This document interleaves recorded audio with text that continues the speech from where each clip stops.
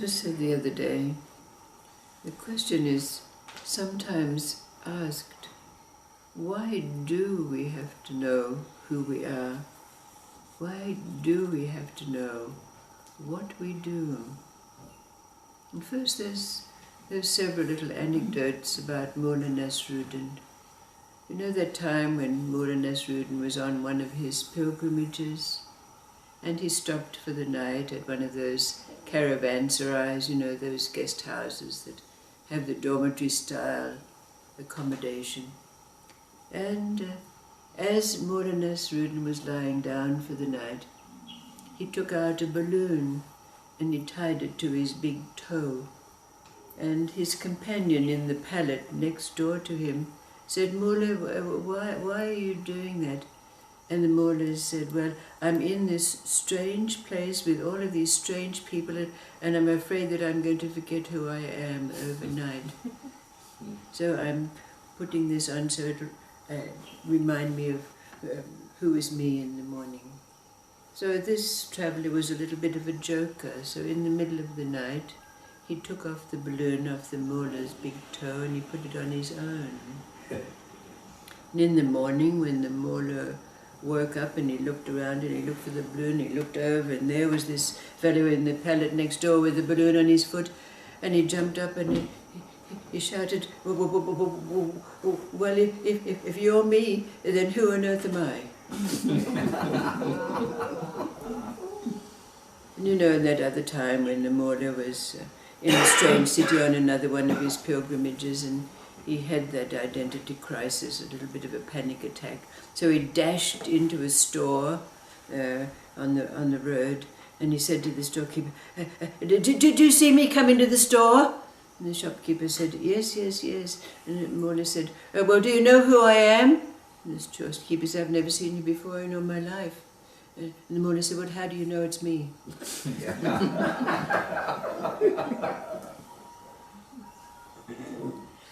And then there was a great rabbi, Rabbi Zushya.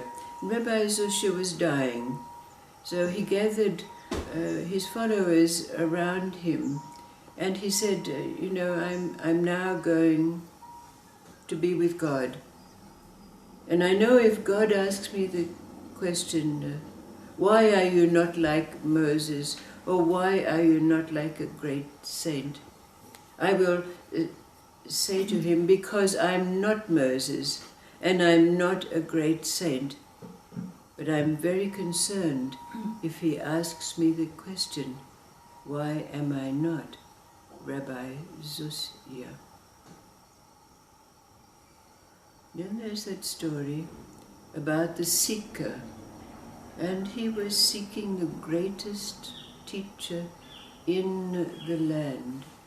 So he went from place to place, asking whether anyone knew where he might find the greatest teacher in the world. And finally he met someone who said, "You are looking in the wrong place. The greatest teacher in the world is to be found in Bokhara." This man was in Samarkand. And this being, who happened to be the great one, Qadir, said, "And his name is Bahauddin bin Omar." So immediately the seeker after the greatest teacher immediately went to Bokhara, and he asked everywhere where he could find Bahauddin bin Omar. Then finally someone pointed him to a young boy in a student's uniform, walking along with a group of other students on his way to school.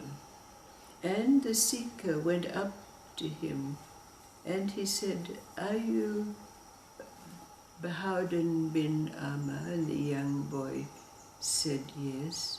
And the seeker said, "Are you the greatest teacher in the world?" And the young boy answered, "I need time to answer that question." And so the seeker said, well, then I have no truck with you, I have no time for you. And he left. And for the next 3 decades, he continued to be a seeker. But after those 30 years, he happened to be walking down the street in Isfahan, and coming towards him was a group of people. Amongst them was a man with an aura of saintliness about him. And as they approached, that being came towards the seeker and addressed him, saying, 30 years ago, you asked me a question, and now it is time to give you the answer. And with that, the shining being took the seeker's hand and drew him into the circle of his followers.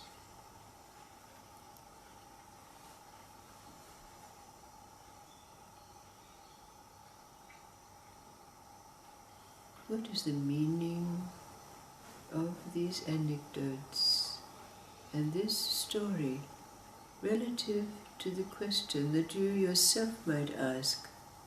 Why do we have to know who we are?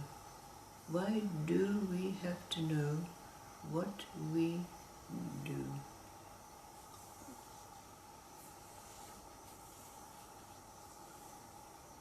And what has time got to do with it?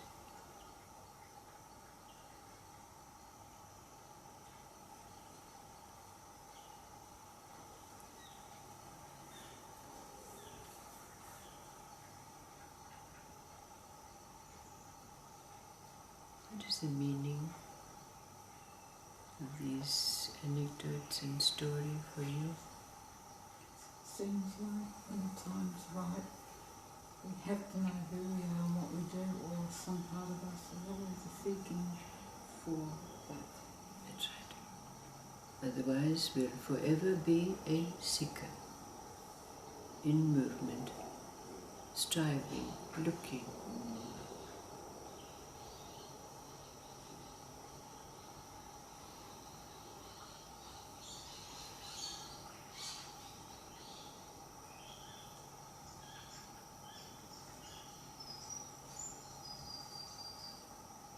How do we know that we're no longer a seeker when in fact we haven't found anything, much less a self as an identity?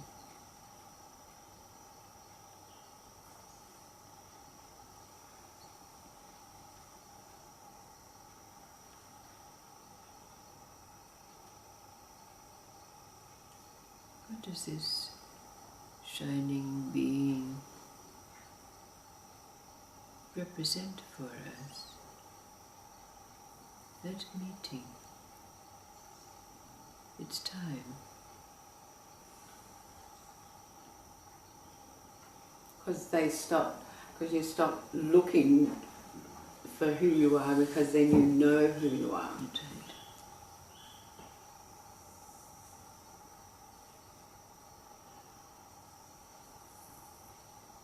So what does this shining being represent in the story for us?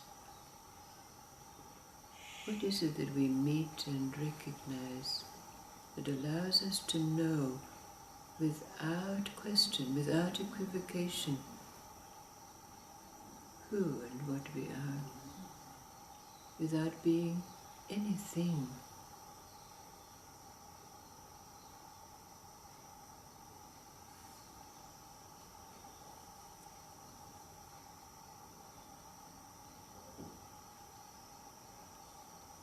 What does this being represent in this story? 3 decades later.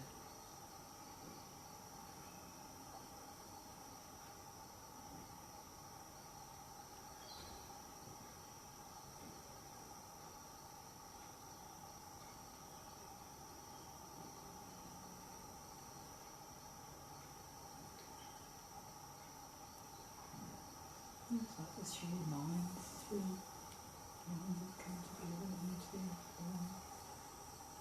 It's to do with that question, where does your mind come back to rest?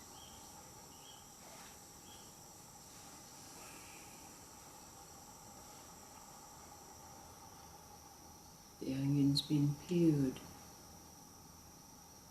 Our mind has experiences. Instead of coming back to some belief, even a higher belief, only God is real, blah, blah, blah, it finds itself at rest nowhere. Nowhere. Just here. Present.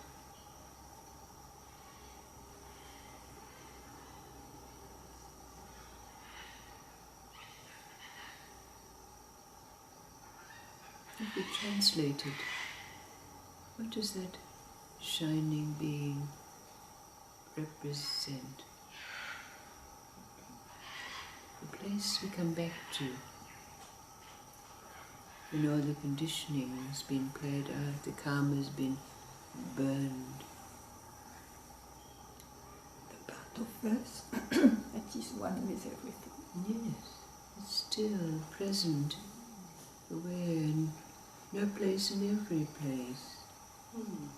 Just present. No needing a belief, a roost for our mind, oh, that was God's business, or It's an acceptance, I think. An acceptance of, you kind of give up. yes, It's kind of a letting go. Absolutely. The acceptance of yes, hopefully peace. yes. The mind has no need to grasp or try to grab something, is it? Because if there is a question or seeking, there's two. There's two, yes. So it's just presence? The mind roots in the presence of being? Yes. So translate. So if we know that this shining being represents in this story something very real for us, what would it represent? Equating it to this place that we come back to now. This place that's no place and every Would place. it be the black hole Yes. where everything is going without even seeking? Yes. Give it a name. Well, a Christian mystic called it the great cloud of unknowing. The great cloud of unknowing. Yes. And we can give it our own name.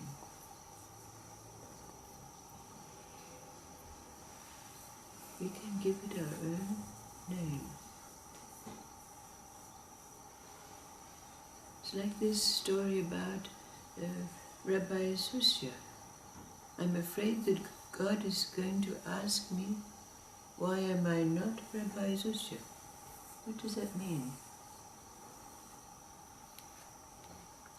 Not even truly now. Yes. Beyond identity. Beyond identity. Am I me? Am I me? Am I me? Yes. Like Mullah with a balloon. Yes. Yes. Thank you. But if you don't know then who you are, then nobody else is going to know who you are either. You could say, I am that I am. Yes. You found yourself. And everybody else. Oh, there I am. I was here all along. That old Bible saying, be still and know that I am God. Yeah.